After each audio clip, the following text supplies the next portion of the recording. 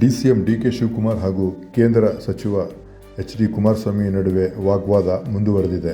ಬಳ್ಳಾರಿ ಗಲಭೆಯಲ್ಲಿ ಮೃತಪಟ್ಟ Rajashekhara Reddy ಶವದ double post-mortem ಮಾಡಿದ್ದಾರೆ ಎಂದು ಕೂಗಿದ್ದು, ಅರ್ಜಿ ಹಾಕದಿದ್ದರೂ ಮಂಡ್ಯದಲ್ಲಿ ಕೈಗಾರಿಕೆಗೆ ಜಮೀನು ಕೊಡುತ್ತಿಲ್ಲ ಎಂದು ಆರೋಪ ಮಾಡಿದ್ದು, ಕುಮಾರಸ್ವಾಮಿಯವರ ಸುಳ್ಳುಗಳಿಗೆ ಸಣ್ಣ ಸ್ಯಾಂಪಲ್ ಎಂದು ಡಿಸಿಎಂ ವ್ಯಂಗ್ಯವಾಡಿದ್ದಾರೆ. ಪೇಪರ್ ಟೈಗರ್ ಕುಮಾರಣ್ಣ ಅವರು ಮಾಧ್ಯಮಗಳ ಮುಂದೆ ರಾಜಕಾರಣ ಮಾಡುವ ಬದಲು ತಮ್ಮ ಪಟಾಲಂ ಜೊತೆ ಬಳ್ಳಾರಿಗೆ ಹೋಗಿ 2 ಬಾರಿ ಪೋಸ್ಟ್ಮಾರ್ಟಂ ಆಗಿದೆಯೋ ಇಲ್ಲವೋ ಎಂದು ತಿಳಿದುಕೊಳ್ಳಲಿ. ಬಿಡದಿಯ ಕೇತಗಾನಹಳ್ಳಿಯಲ್ಲಿ ದಲಿತರ ಜಮೀನಿಗೆ ಬೇಲಿ ಹಾಕಿಕೊಂಡಿರೋದು ಯಾರು?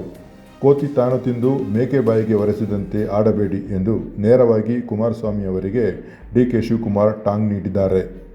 ತಟ್ಟೆ, ಲೋಟ, ಚೆಂಬು, ಬಿಂದಿಗೆ ಯಾವುದಕ್ಕೂ ಸುರಿದರೂ ಅಡ್ಜಸ್ಟ್ ಆಗೋ ನೀರಿನಂತೆ ಅಧಿಕಾರಕ್ಕಾಗಿ ಯಾವ ಪಕ್ಷದ ಜೊತೆಗೆ ಬೇಕಾದರೂ ಕೈಜೋಡಿಸುವ ಸಮಯ ಸಾಧಕ ಕುಮಾರಣ್ಣ ಅವರು ಬೇರೆಯವರಿಗೆ ಪಾಠ ಮಾಡುವ ಮುನ್ನ ತಮ್ಮ ಮುಖಕ್ಕೆ ಮೆತ್ತಿಕೊಂಡಿರುವ ಕೆಸರು ಒರೆಸಿಕೊಂಡು ಗಟ್ಟಿಯಾಗಿ ಕಮಲ ಹಿಡಿದುಕೊಳ್ಳಲಿ ಎಂದು ಡಿಕೆ ಶಿವಕುಮಾರ್ ವ್ಯಂಗ್ಯವಾಡಿದ್ದಾರೆ.